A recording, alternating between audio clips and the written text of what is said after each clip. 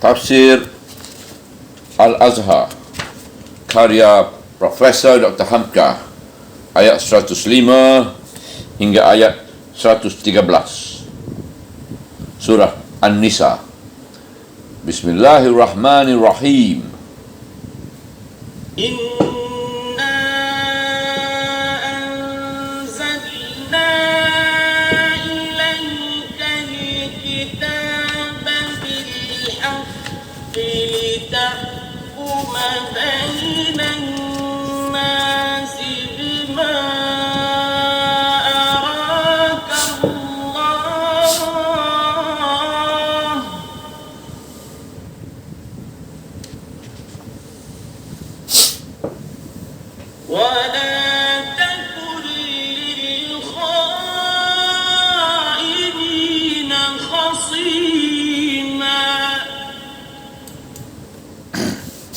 Ayat 105. Sesungguhnya telah kami turunkan kepada engkau kitab itu dengan kebenaran, supaya engkau hukumkan di antara manusia dengan apa yang telah memperlihatkan Allah pada engkau. Dan janganlah engkau terhadap orang-orang yang khianat itu jadi pembela.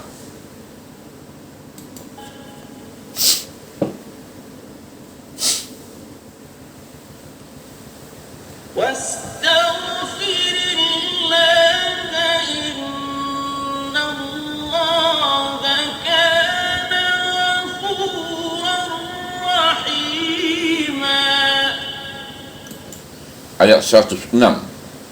Dan mohonkanlah ampun kepada Allah, sesungguhnya Allah adalah Maha Pengampun lagi penyayang.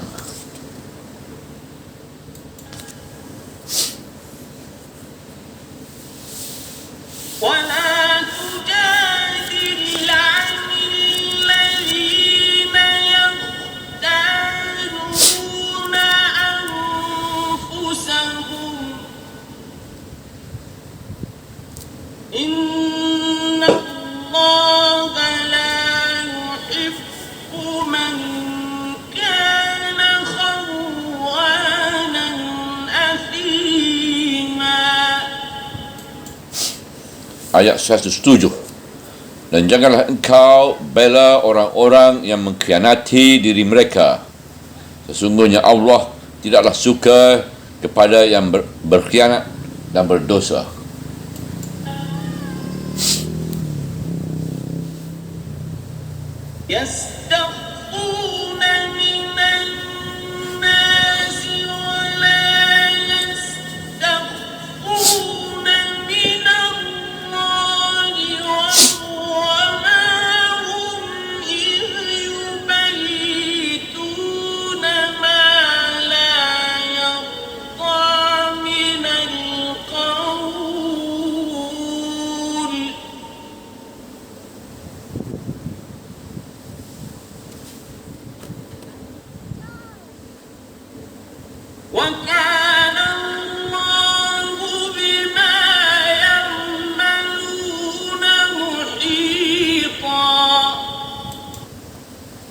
Ayat 108.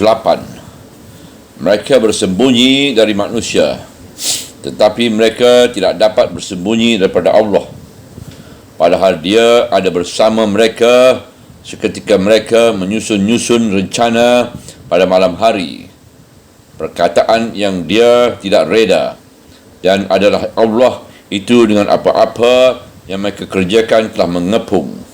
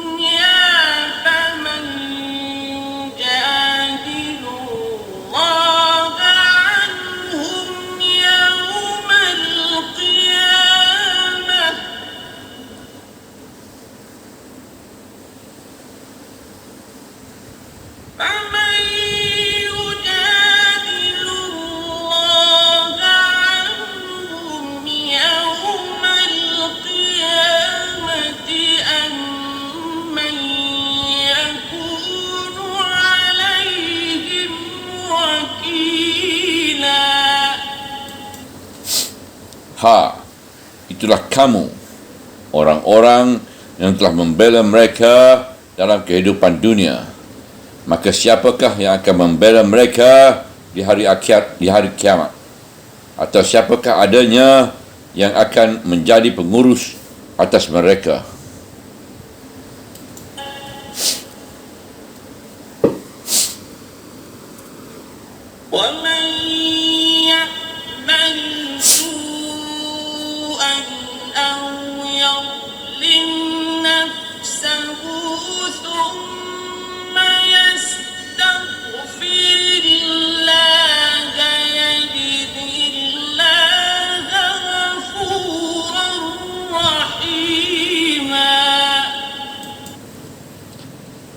Ayat 110, dan barang siapa yang berbuat suatu kejahatan ataupun dia menganiayai dirinya, kemudian itu dia pun memohon ampun kepada Allah, nescaya akan didapatinya Allah itu Maha Pengampun lagi penyayang.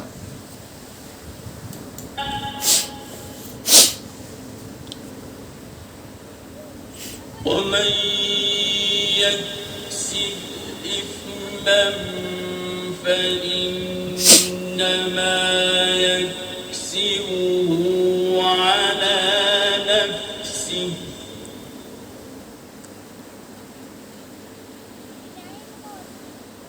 وَكَانَ اللَّهُ عَلِيمًا حَكِيمًا.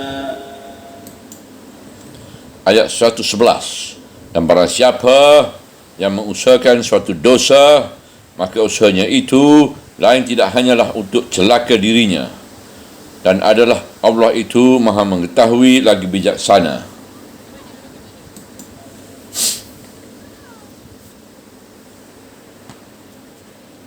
وَمَنْ يَكْسِبْ خَطِيئَةً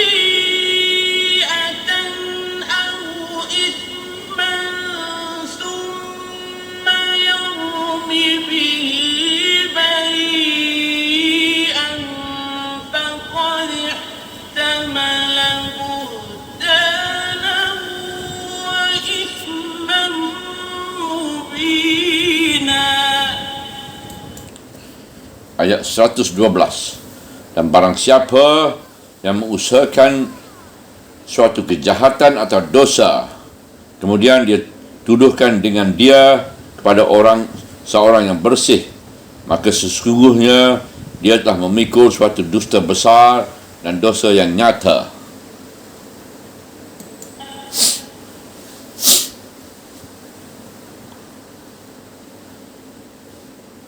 وَلَوْلَا فَضْلُ اللَّهِ عَلَيْكَ وَرَحْمَتُهُ لَهَمَّت طَّائِفَةٌ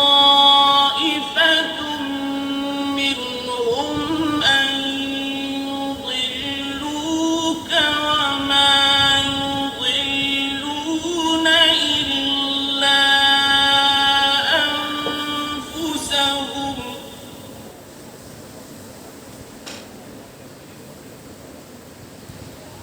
وَمَا يُضِلُّونَ إِلَّا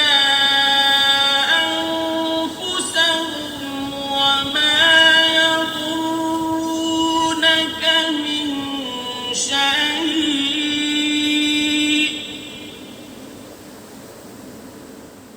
وَأَنزَلَ اللَّهُ عَلَيْكَ الْكِتَابَ وَالْحِكْمَةَ وَعَلَّمَكَ مَا لَمْ تَكُنْ تَعْلَمُ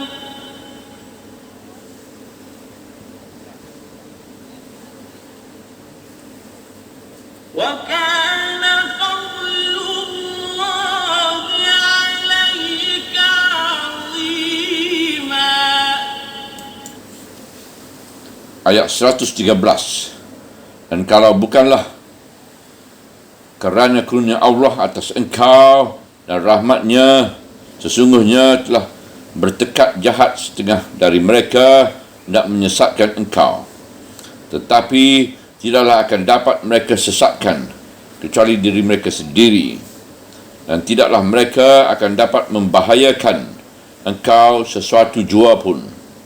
Dan telah diturunkan oleh Allah kitab itu kepada engkau, dan hikmat, dan telah dia ajarkan kepada engkau hal-hal yang tadinya engkau tidak tahu, dan kurnia Allah kepada engkau adalah amat besar.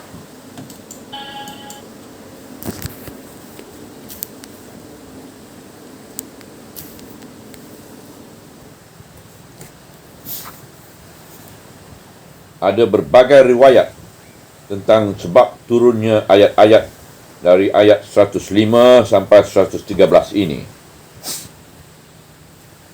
Tetapi kesimpulannya ialah suatu tuduhan palsu atas orang-orang yang tidak bersalah berkenaan dengan suatu pencurian. Di dalam riwayat yang dibawa oleh Al-Hafiz Ibnu Mardawahi, sebab turun ayat ini melalui Al-Aufi dan Ibnu Abbas sebagai tersebut dalam tafsir Ibnu Jar Al-Tabari, ialah bahawa beberapa orang Ansar telah turut berperang dengan Rasulullah SAW, mengadukan halnya dan mengatakan bahawa yang disangkakan pencuri itu ialah Tumah bin Ubairah. Tetapi setelah pencuri itu mengetahui bahawa yang pencurian itu telah melapor pada Rasulullah, lekas perisai itu dijatuhkan ke rumah seorang laki-laki yang tidak bersalah. Sesudah itu dia segera datang kepada beberapa orang kaumnya, berkata, setelah menghilangkan perisai itu dan telah saya lemparkan ke rumah si fulan, kalian akan mendapatinya di sana. Mendengar perkataan si Tumah yang demikian, semua keluarganya itu datang kepada Rasulullah SAW malam-malam dan berkata, wahai Nabi Allah, saudara kami si Tumah tidak bersalah dalam hal ini. Yang mengambilnya adalah si fulan. Karena kami berharap Rasul membersihkan nama saudara kami itu di hadapan orang banyak. Karena kalau dia tidak dipeliharakan Allah dengan perantaraan engkau, nescaya dia akan binasa. Mendengar permohonan yang demikian, berdirilah Rasulullah SAW di hadapan orang banyak, membersihkan nama si Tumah dari tuduhan orang banyak itu. Riwayat lain pula dari Ibnu Jar yang diterima dari Qatadah bahawa ayat-ayat itu diturunkan tentang seorang bernama Tumah bin Ubairah dan tentang nyarisnya Nabi SAW membela dan menerima pembelaan atas dirinya. Ayat-ayat ini mengandung peringatan kepada Rasulullah SAW supaya jangan membela pengkhianat. Tumah bin Ubairah itu adalah seorang dari penduduk Madinah. Dia dari kaum Bani Zahar. Seorang dari Bani Zahar itu mencuri perisai itu ialah seorang Yahudi, namanya Zaid bin Shamir. Setelah mendengar bahawa dia dituduh padahal dia merasa tidak bersalah, Yahudi itu datang menghadapi Rasulullah SAW, menyatakan sekali-kali bukanlah dia mencuri perisai yang hilang itu. Setelah itu si Tumah melihat Yahudi itu telah menghadap Rasul. Dia pun segera pula datang menghadap. Dia membela kaumnya Bani Zafar dan memperkuatkan tuduhannya kepada Yahudi itu. Ibnu Jar berkata, inilah sebabnya turun ayat-ayat ini. Dan kata Ibnu Jar selanjutnya, setelah terbuka rahsianya bahawa tuduhannya itu palsu dan pencuri itu memang dari kaumnya Bani Zafar sendiri, si Tumah lari meninggalkan Madinah menuju Mekah dan menggabungkan diri dengan kaum musyrikin. Menurut riwayat dari As-Sudi, seorang Yahudi menitipkan perisai kepada Tumah bin Ubairah. Seketika Yahudi itu datang kembali meminta barang titipan itu. Si Tumah mungkir Lalu barang itu disembunyikannya ke rumah Abu Malik Al-Ansari. Tumah telah menggelapkan harta titipan orang. Yahudi itu segera melaporkan kelakuan Tumah yang tidak jujur itu kepada Rasulullah SAW. Tetapi ketika Yahudi itu melaporkan hal ini kepada Rasulullah, si Tumah dan sanak saudaranya datang beramai-ramai kepada Rasulullah SAW, menuduh pula bahawa Yahudi itulah yang mengadakan tuduhan palsu, sehingga dari pintarnya mereka menyusun siasat fitnah dalam pertemuan rahsia. Nyarislah Rasulullah terpengaruh. Apatah lagi yang dituduh itu orang Yahudi pula, yang seketika itu dipandang banyak memusuhi Islam. Menurut riwayat Ibnu Zaid, seorang pencuri sebuah perisai, kerana takut ketahuan di antaranya perisai curian itu ke rumah seorang Yahudi, kerana melihat di rumahnya itu telah ada perisai yang bukan kepunyaannya. Segera Yahudi itu datang kepada Rasulullah SAW dan dia berkata kepada Rasulullah SAW, "Demi Allah, bukanlah aku pencuri perisai ini, wahai Abu Qasim, melainkan perisai ini diantarkan orang ke rumahku diam-diam." Tetapi sanak saudara pencuri membela yang mencuri dan menekankan tuduhan kepada Yahudi itu, seraya mereka berkata, "Memang Yahudi ini jahat dan busuk dan kafir. Dia adalah penentang Allah dan agama yang engkau bawa." Demikian pintar mereka mengatur fitnah supaya terlepas yang bersalah daripada hukuman dengan mengambing hitamkan seorang Yahudi, sehingga nyarislah Rasulullah terpengaruh oleh susunan kata mereka. Kata Ibnu Zaid, inilah sebenarnya turun ayat ini, iaitu menegur Rasulullah SAW agar menegakkan hukum berdasar kitab Allah dan jangan lekas terpengaruh membela yang bersalah. Ada juga riwayat lain yang diterima daripada At-Tirmizi menyebut Bani Ubairah juga, tapi yang bersangkutan bukan bernama Tumah, melainkan bernama Bashir bin Ubairah. Menurut Al-Darukuni, bukan Bashir, melainkan Bashir bin Ubairah, seorang tukang fitnah, seorang munafik yang kerap kali mengarang-ngarang syair menghina dan mengejek sahabat-sahabat Rasulullah. Bashir atau Busair penfitnah itu kebetulan dari Bani Ubairah, satu keluarga miskin, baik di zaman jahiliah ataupun setelah zaman Islam. Makanan mereka hanya kurma dan roti saja, tidak pernah merasa makanan mewah. Sekali ada Qatadah bin Numan menceritakan bahawa pamannya Rifa'ah bin Zaid memesan makanan dan beberapa alat senjata dari Syam. Tiba-tiba makanan dan alat senjata itu telah dicuri orang malam-malam. Rifa'ah segera menceritakan hal itu pada kemanakannya. Qatadah bin Numan bahawa senjata dan makanannya hilang dicuri orang. Rifa'ah menyatakan bahawa penyelidikan telah dilakukan oleh perkampungan Bani Ubairah. Cukup tanda-tanda menunjukkan bahawa dari Bani Ubairah lah pencuri itu. Setelah diperiksa kepada mereka, dengan sengaja mereka menimpalkan tuduhan pada seorang bernama Labaik bin Sal bahawa dialah yang mencuri. Mendengar tuduhan yang bukan-bukan itu, murkalah Labaik bin Sal sampai disentaknya pedangnya dan berkata, "Demi Allah, mesti buktikan mengapa aku dituduh. Kalau tidak, aku bunuh kamu semua." Padahal Lubaid bin Sal itu dikenal seorang yang soleh dan baik amalnya dalam Islam. Qatadah bin Numan dan pamannya itu Rifa'ah bin Zaid terpaksa meminta maaf dan mencabut tuduhan itu. Lalu mereka datang mengadu hal mereka kepada Rasulullah SAW dan menerangkan bahawa Bani Ubairah menuduh Lubaid bin Sal, sehingga nyaris kami menuduh orang yang tidak bersalah. Mereka memohonkan keadilan kepada Rasulullah SAW saja. Asas senjata-senjata itu kembali cukuplah sudah. Yang makanan biarlah mereka makan. Dari Bani Ubairah sengaja pula datang mengharap Nabi. Yang datang itu bernama Asir bin Arwah. Lalu dia mengadukan Qatadah dan pamannya Rifah itu.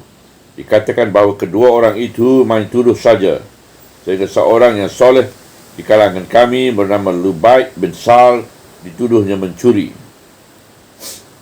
Mendengar pengaduan Asir bin Arwah itu, marahlah Rasulullah SAW kepada Qatadah dan Rafah sebab menuduh-nuduh orang saja, padahal pangkal bala ditimbulkan oleh Bashar tukang fitnah yang tersebut permulaan tadi. Mendengar kemarahan Rasulullah itu, kembalilah Qatadah memberitakan kepada pamannya. Sudahlah, kata pamannya. Siapa yang bersalah, terserahlah.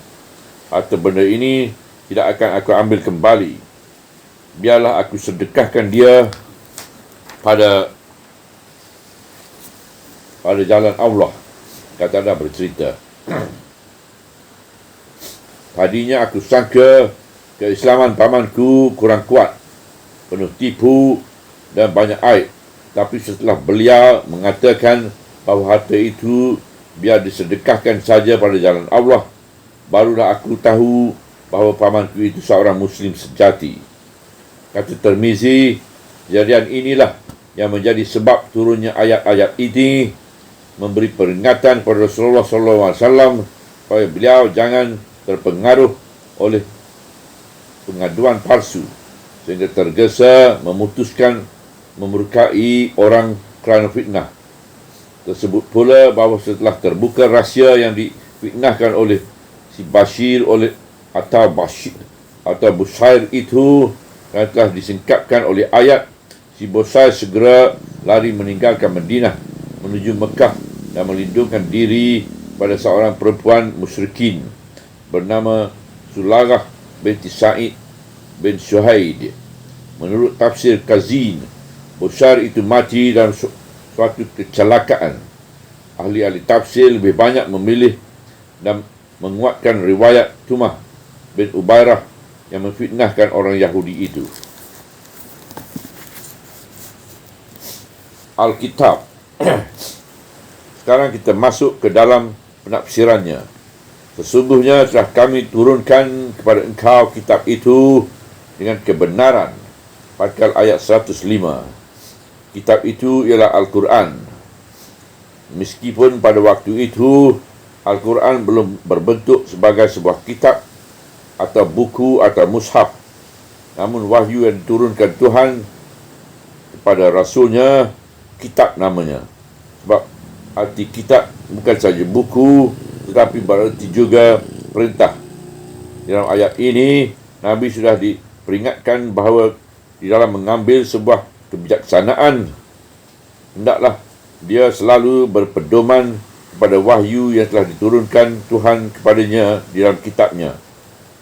Di dalam kitab itu, bahawa jika datang orang fasik membawa satu berita, hendaklah cari keterangan, selidiki nilai berita yang dibawanya itu. Kalau hendak menghukum, hendaklah menghukum dengan adil. Surah 4 An-Nisa ayat 57. Yang telah lebih dahulu menghukum dan yang telah lebih dahulu keterangannya dengan dasar-dasar yang tersebut dalam kitab itulah hendaklah engkau menghukum, supaya engkau hukumkan di antara manusia dengan apa yang telah memperlihatkan Allah kepada engkau. Arti tegasnya ialah dengan memakai dasar kitab tuntutan Allah itu, hendaklah engkau menghukum, dan diberi kelak engkau oleh Tuhan petunjuk, iaitu diperlihatkan oleh Tuhan kepada engkau jalan mana yang muslihat yang akan engkau tempuh.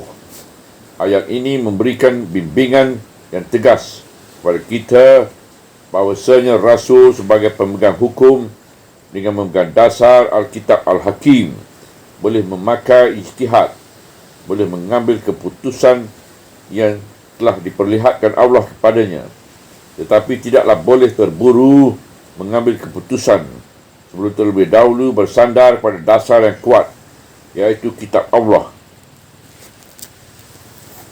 Sebab kitab adalah kebenaran yang mutlak, sedang ijtihad manusia bisa salah atau khilaf. Kemudian ditekankan lagi di hujung ayat, dan janganlah engkau terhadap orang-orang yang berkhianat itu jadi pembela. Hujung ayat 105. Maksud sebab turun ayat sudah terang, iaitu pertama, jangan terburu-buru menerima saja fitnah yang dibuat oleh si Tumah terhadap Yahudi itu, atau si Busair terhadap Lubaid bin Sahal. Dan sebelum menjatuhkan hukum, hendaklah ingat terlebih dahulu sandaran sebagai hakim Islam, iaitu kitab Allah. Dalam mengambil hukum dari kitab Allah itu, bolehlah engkau memakai ijtihadmu sendiri menurut apa yang diperlihatkan Tuhan pada engkau dalam cara bimbingan yang sihat. Dan dasar yang utama pula harus diperhatikan, iaitu kerana hendak menegakkan keadilan, jangan membela orang yang berlaku aniaya, walaupun yang teraniaya itu orang Yahudi.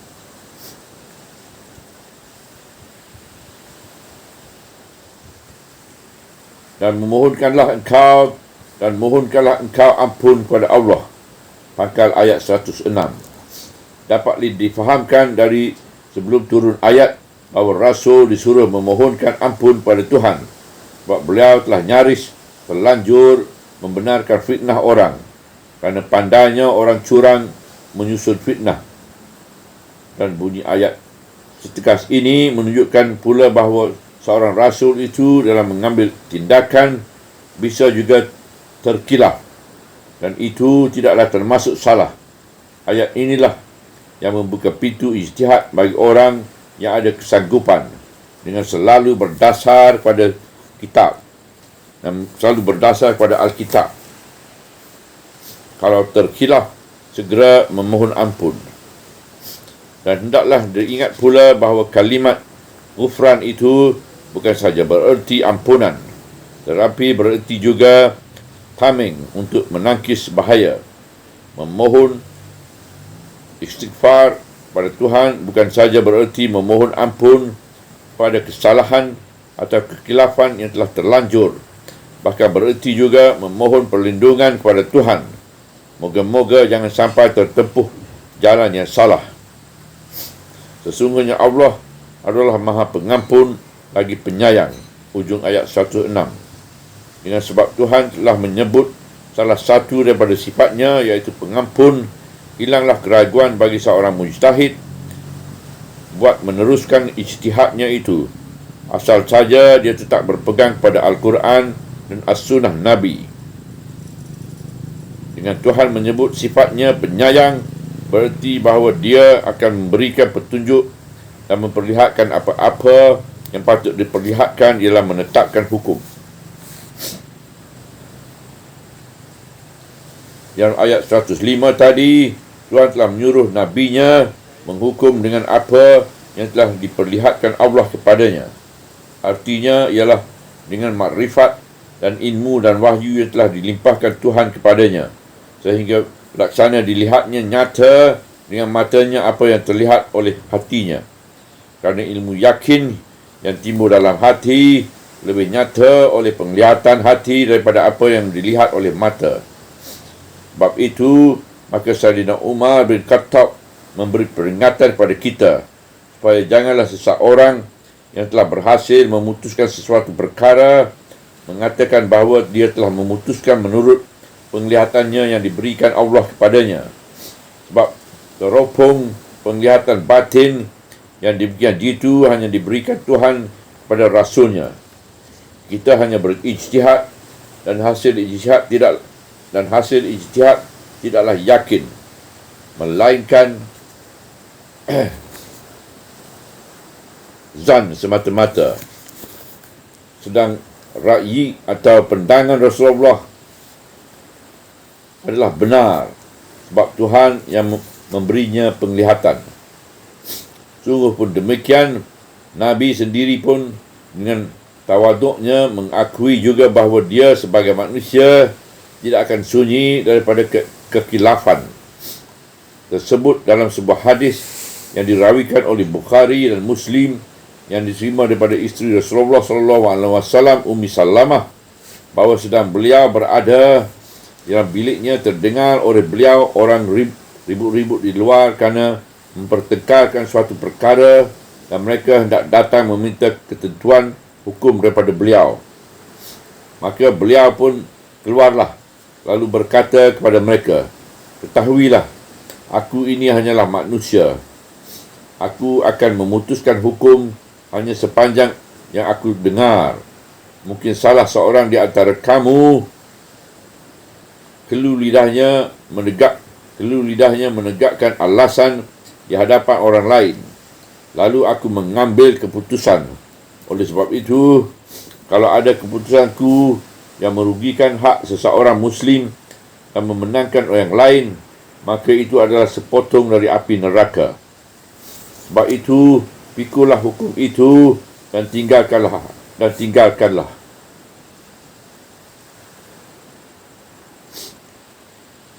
Dan menurut sebuah hadis yang dirawikan oleh Imam Ahmad, bahawa dua orang lelaki dan segolongan Ansar pernah membawa perkara ke hadapan Rasulullah SAW, iaitu perkara warisan yang telah lama berlalu masanya, sehingga di antara kedua pihak tidak ada bukti-bukti yang dapat ditunjukkan.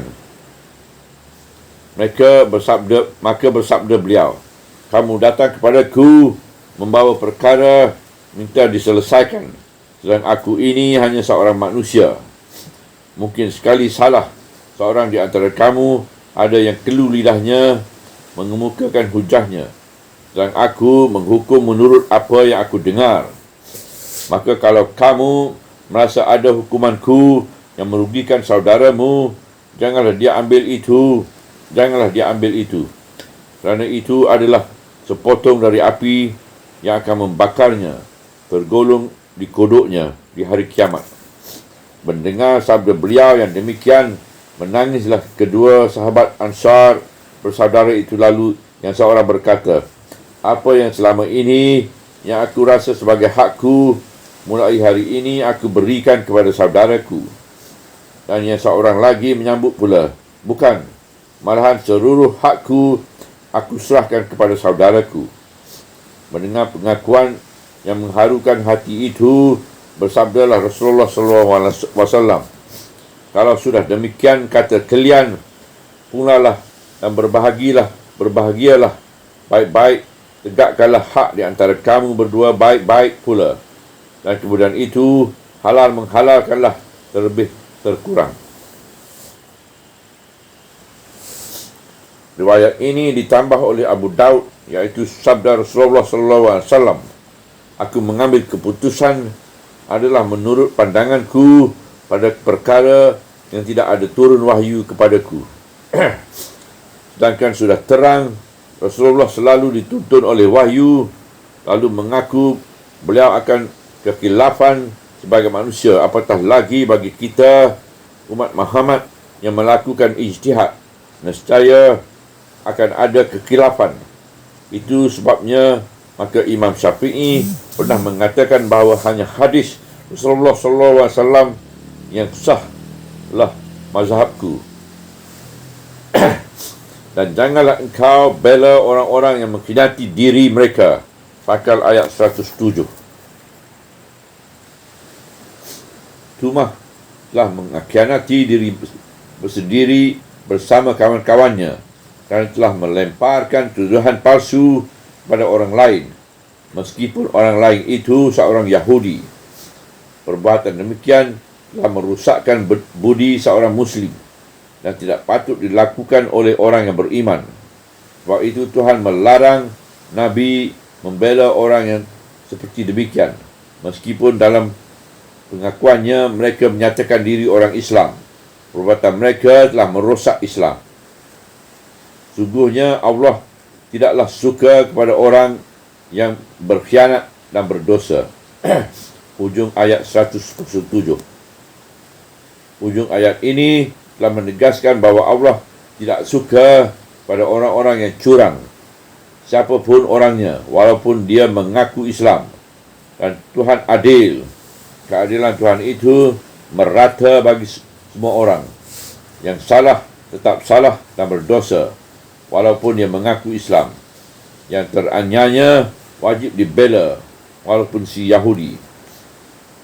Mentang-mentang golongan Islam berkuasa, tidaklah boleh kekuasaan disalahgunakan dengan digunakan untuk menindas dan memfitnah orang yang lemah. Mereka bersembunyi dari manusia, pangkal ayat 108. Dengan sembunyi dari mata orang yang lain dan memencil ke tempat sunyi. Tumah dan kawan-kawannya mengatur siasat untuk memfitnah orang Yahudi itu dan kemudian membawa hasil rencana fitnah itu ke hadapan Nabi sallallahu alaihi wasallam. Tetapi mereka tidak dapat bersembunyi daripada Allah. Dalam surah 58 Al-Mujadalah ayat 7, Tuhan pun telah menegaskan bahawa Tuhan mengetahui apa yang tersembunyi di semua langit dan bumi. Kalau ada orang baik bisik-bisik, kalau ada orang bisik-bisik bertiga, maka Tuhanlah yang keempat. Kalau orang berbisik-bisik berlima, maka Tuhanlah yang keenam. Bahkan tidak pun sedikit dari itu atau lebih banyak dari itu, namun Tuhan yang bersama mereka di mana saja mereka berada, dan kelak semuanya itu akan dibuka sendiri oleh Tuhan apa yang diperbisikkan itu di hari kiamat. Segala sesuatu diketahui oleh Tuhan. Lantaran itu Tuhan telah menegaskan, padahal dia ada bersama mereka ketika mereka menyusun rencana pada malam hari. Iaitu bahawa rencana memfitnah Yahudi itu ketika dibuat, Tuhan sendiri menghadirinya. Perkataan yang dia tidak reda, sebab segala rencana yang disusun itu tidaklah diredai oleh Tuhan, sebab merosak Islam, merosak iman, merosak keadilan dan menganiaya bukan saja terhadap Yahudi tersebut, bahkan lebih utama menganiaya diri yang memfitnah itu sendiri, sebab dia telah merosak jalan hidupnya, mengalih daripada kejujuran kepada kecurangan, dan adalah Allah itu dengan apa-apa yang mereka kerjakan telah mengepung. Ujung ayat 108. Allah telah mengepung artinya bahawa satu jalan yang curang adalah jalan yang tidak berujung, atau jalan buntu yang tidak mempunyai pintu keluar, sehingga yang menjalani itu akan terkepung oleh akibat kesalahannya sendiri dari kiri dan kanan, muka dan belakang. Surut tidak bisa lagi dan maju adalah kehancuran.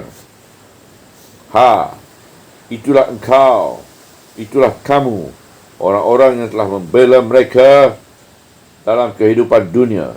Pangkal ayat 109. Dengan dimulai kalimah antum, yang kita artikan itulah kamu. Kita bawakanlah ke dalam bahasa Indonesia makna yang tersembunyi dalam pangkal ayat ini, iaitu sebagai tunjuk hidung, menelanjangi jiwa orang-orang yang telah membela tumah itu. Tandanya mereka bukan sahaja dua, mereka bukan seorang dua, melainkan agak banyak, iaitu kaum dan sanak saudara tumah. Membela tumah walaupun dia salah, menurut Yahudi walaupun tak salah atau tak bersalah, kerana mempertahankan nama suku atau kaum. Semuanya itu hanyalah usaha menjaga air muka dalam kehidupan dunia yang fana belaka.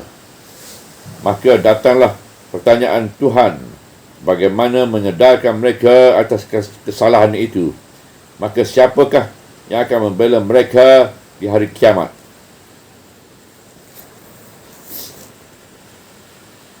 Itulah suatu peringatan keras bagi barang siapa yang mencuba membela yang salah dan menegakkan perbuatan curang, bahawasanya walaupun menang perkaranya di dunia ini kerana cerdik buruknya, namun di akhirat perkara itu akan dibuka kembali dan tidak ada yang akan sanggup membela di hadapan mahkamah ilahi. Atau siapakah adanya orang yang menjadi pengurus atas mereka? Ujung ayat 109. Siapa? Sehingga malaikat sendiri pun tidak akan dapat menyangkat mulut kalau tidak seizin Tuhan. Apatah lagi makhluk yang lain. Kedaulatan mutlak di hari itu adalah di sisi Allah semata-mata, dan kebenaran akan tegak dan jayanya. Sebab kebenaran itu adalah salah satu nama dan sifat dari Tuhan. Setelah diperingatkan ancaman besar itu, datanglah ayat seterusnya. Dan barang siapa yang berbuat sesuatu kejahatan ataupun dia menganiayai dirinya, kemudian itu dia pun memohon ampun kepada Allah, nescaya akan didapatinya Allah itu Maha Pengampun dan Maha Penyayang. Ayat 110. Datang ayat yang seperti ini menunjukkan bahawa Tumah dan kaumnya masih diberi kesempatan memohon ampun kepada Tuhan. Sebab barangkali di kala itu mereka belum menyangka bahawa perbuatan mereka itu adalah satu pengkhianatan yang besar, bukan kepada Yahudi, melainkan kepada Allah dan Rasulnya. Dan barang siapa yang mengusahakan suatu dosa, maka usaha itu lain tidak hanyalah untuk celaka dirinya. Pangkal ayat 111. Sebagai pepatah, siapa yang menggali lubang untuk mencelakakan orang, dia sendirilah yang akan menimbuni lubang itu dengan sendirinya. Dan sepandai-pandai membungkus, namun yang busuk akan berbau jua. Dan adalah Allah itu Maha mengetahui lagi bijaksana. Ujung ayat 111. Sebab hanya manusia yang dapat didustai, namun Tuhan Allah tidak. Tuhan Allah bijaksana. Dia menentukan sesuatu ketentuan bahawa sebelum hukum diputuskan, hendaklah diadakan penyelidikan terlebih dahulu. Dan terdahulu dari itu, sudah pula diingatkan Tuhan bahawa kalau kamu menghukum di antara manusia, hendaklah menghukum dengan adil. Ayat 58. Dan barang siapa yang mengusahakan suatu kejahatan atau dosa, kemudian dia dituduh dengan dia kepada seorang yang bersih, maka sesungguhnya dia telah memikul suatu dusta besar dan dosa yang nyata. Ayat 112. Lihat di sini keadilan Tuhan. Dalam ayat ini sudah diberikan pembelaan kepada Yahudi tadi. Dia adalah bersih atau barian. Tidak ada salah dalam hal ini. Soal orang Yahudi memusuhi Islam adalah perkara lain dan cara menghadapinya pula lain. Tetapi dalam hal menggelapkan titipan atau mencuri atau membuat dunia besar atau membuat dusta besar, dan dusta yang nyata ialah yang menuduhkannya ialah Tumah dan kaumnya. Dan kalau bukanlah kerana kurnia Allah atas engkau, pangkal ayat 113. Kurnia utama yang diberikan Tuhan pada manusia Muhammad itu ialah kerana dia yang dipilih jadi Mustafa, menjadi Rasul Tuhan untuk seluruh alam, dan diberi mafhum, iaitu kesucian jiwa dan terpelihara daripada terperosok ke dalam kesalahan, dan rahmatnya, iaitu rahmat kecerdasan fikiran, sehingga tidak terburu-buru mengambil keputusan dalam suatu perkara yang belum diperiksanya dengan teliti. Sesungguhnya telah bertekad jahat setengah dari mereka hendak menyesatkan engkau, iaitu menjerumuskan Rasul ke dalam suatu kesalahan, menghukum seorang yang tidak bersalah dengan aniaya. Sehingga kalau fitnah mereka terjadi, hancurlah keadilan yang Islam telah datangkan, telah didatangkan Tuhan untuk menegakkannya. Berubah sifat Islam daripada menegakkan hukum yang merata pada suatu asabiah, iaitu kaumnya sendiri walaupun bersalah, dan menganiaya orang pemeluk agama lain walaupun tidak bersalah. Tetapi tidaklah akan dapat mereka sesatkan kecuali diri mereka sendiri, sebab engkau diberi rahmat oleh Tuhan dengan ketenangan fikiran dan rasa keadilan, dan mereka tidak.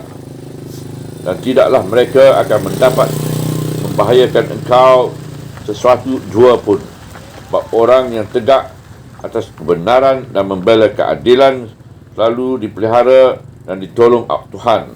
Apatah lagi sokongan yang nyata dari Tuhan kepada Rasulnya telah ada sejak semula, iaitu dan telah diturunkan oleh Allah kitab ini kepada engkau, yang lantaran memegang teguh tuntunan kitab itu, engkau tidak akan tersesat. Dan hikmah kitab yang diturunkan Allah itu dapat engkau renungi dan kau fahamkan di balik yang tersurat ada yang tersirat, sehingga engkau mendapat rahsia dan maksudnya yang sejati. Dan telah dia ajarkan kepada engkau hal-hal yang tadinya engkau tidak tahu, iaitu ilmu pengetahuan yang didapati kerana pengalaman-pengalaman. Sebab suatu ilmu sebagai suatu teori akan bertambah jelas dan mendalam apabila telah dituruti dengan praktik. Kemudian itu pada akhir ayat, Tuhan memuji Rasulnya dengan setinggi-tinggi pujian. Dan kurnia Allah kepada engkau adalah amat besar. Ujung ayat 113. Dapatlah kita fahamkan betapa tinggi pujian Tuhan kepada Rasulnya pada ujung ayat itu, jika kita fikirkan bahawa Nabi kita SAW itu bukanlah seorang bersekolah tinggi menurut penilaian kita zaman sekarang, dan dia adalah seorang ummi, iaitu buta huruf, tak pandai menulis dan membaca. Namun tidaklah ada satu kekurangan yang tak dapat beliau selesaikan. Dan pada ayat ini dapatlah kita memahamkan lebih dalam bahawa kurnia yang sangat besar yang ditumpahkan pada Allah kepada Rasulnya itu bukanlah kurnia harta benda, melainkan kurnia cahaya jiwa, cahaya iman, cahaya risalah dan nubuah, sehingga layaklah beliau disebut Khatimul Anbiya al-Mursalin wal-Mursalin, penutup dari segala nabi-nabi dan rasul-rasul. Moga-moga salawat dan salam dilimpahkan Tuhan kepada beliau. Subhanallah walhamdulillah wala ilaha illallah wallahu akbar wala hawla wala quwata illa billahil aliyyil azim wala hawla wala quwata illa billahil aliyyil azim wala hawla